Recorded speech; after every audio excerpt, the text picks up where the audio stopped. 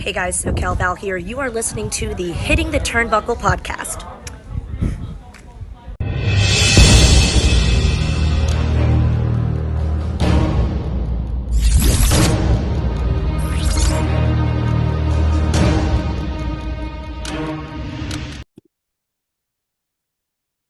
Welcome to the Hitting the Turnbuckle podcast with me, your host today, David Robinson. And you'll see that our usual host, Adam Cousins, couldn't be here today. So I've grabbed the podcaster equivalent of Ultimate X and I've seized an opportunity to speak to your new TNA Knockout Tag Team Champions, Decay. Rosemary, Havoc, how are you both? Oh, very well. That doesn't sound like subversion at all. So coincidentally, our main host is missing, so we get to talk to the tag champions. Well done. We applaud you. Very No well. probs. Well, congratulations to you both on the Thank you. victory at Hard to Kill. Not only was TNA reborn, but we saw Decay return. Rosemary, how was that moment for you to return the first show under the TNA branding again and to capture the tag team championships? Validated. Yeah, We've been waiting so long for TNA to return. It showed promising little peaks as if something was going to happen, something is going to happen, something is going to happen. Waiting. Fine, we'll go to the undead realm. We'll go find Havoc. Take care of some demon business, none of humans concerned. Let Courtney and Jessica run around for a little bit. And as soon as it's time, now we'll get back in the driver's seat. Clearly, we chose the opportune moment. yeah, it's Absolutely. perfectly timed. Havoc, how was that moment for you? And how was it facing MK Ultra? Oh, well, it was wonderful to get back out of the undead realm again. I was down there for a little longer, than I would have liked. But I think that was the perfect time for us to return. And I had unfinished business with Masha anyway. So it was wonderful to see the surprise on everyone's face when we came out. Fantastic. And Rosemary, obviously you've been with the company a long time. You've seen the roster change over the years. The roster at the minute seems, incredible. You're adding new names the whole time. The women's division's so strong. You've had an influx of UK stars as well, which we kind of watch on and see how they get on. What's the state of TNA in your opinion, and how good can TNA be under the leadership of Scott D'Amore? So you're right. We've seen many people come and go, including bosses. Yeah. And it's been an absolute evolution in the attitudes in coming and going into the locker room. There are people returning who said they would never return. There are people coming back after being let go. There are new people coming in now with a level of excitement to be working for TNA rather than a level of coming into Impact Wrestling as how do we say this? Believing themselves a big fish in a small pond without acknowledging that the pond is just as competitive amongst its inhabitants as the pond that they came from. That attitude has started to change. That attitude has absolutely waned.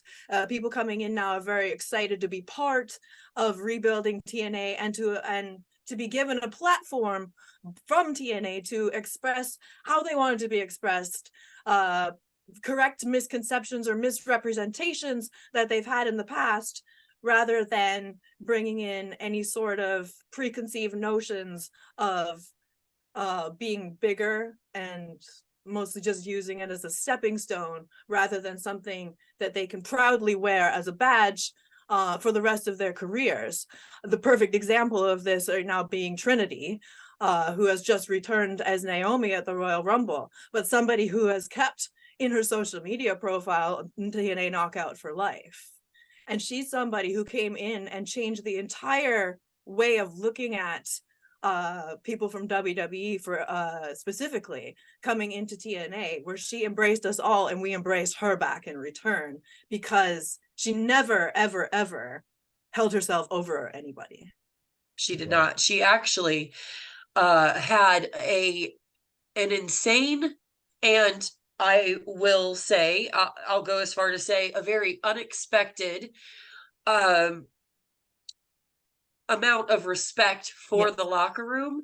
As Rosemary was saying before, you know, we've dealt with many different attitudes in the locker room, Good and bad. and it was just refreshing to have someone of her caliber step into the Knockouts locker room and be as humble and respectful as she was. And she earned her spot by proving that she wanted to be there. Yeah. She said it herself. She scouted TNA for a year before she joined us. So I think that she knew what she was doing in making the decision. I think she did her homework as to who exactly would be her competition, and the level of respect that she had stepping into the locker room was quite refreshing, I have to say. And I do, to some of Rosemary's points, you know, I feel like there have been people who have come back and forth from, you know, and just thinking like, you know, of Impact as a stepping stone or just a way to get their name out there until they could get something better. But I think that right now, we have a locker room full of people who really want to bust their asses as hard as they can to put on the best show week after week. And I do believe that we do exactly that. And I think we're also starting, because of our roster, to make it very hard for people to tell us to go die, or I don't know, sleep on us. I think people are starting to wake up a little bit and realize what we're all about. Yes, and to go too long on this subject, but there have been other examples. Trinity we use as obviously closest to the Knockouts locker room, but someone like Kazarian coming back to TNA, to his home, to where he made his name, because he wanted to have fun again in wrestling. He wasn't having fun, he wanted to come back, and now he's absolutely having fun again. That speaks volumes. That sends messages to people. There is something here. Come check it out. Yeah. And you say, you know, you mentioned Trinity showing up in the Royal Rumble. We saw Knockouts champion Jordan Grace in there as well. And does that excite the two of you in terms of perhaps a collaboration with WWE, somewhere that you can go and make appearances? Maybe guys from WWE come over to Impact for special appearances. Do you see that relationship moving forward, and then perhaps more surprises for fans? Well, we certainly didn't know you could tail somebody if you had unfinished business with them. We would have gone and attacked Blue a long time ago. Fantastic. When you talk about Kazarian, he'll be speaking this week on Impact. He'll be explaining his actions and why he turned his back on his friend Eric Young. But we'll also be seeing you guys back in the ring in action on Impact, I believe. Yes, this week we'll be back in action with these delicious new tag titles. Look at that red leather backing on these. We will be defending those titles, Rosemary. So pretty. Absolutely. I'm just excited to get back into the ring again, because we're going to have new toys to play with. I can't wait.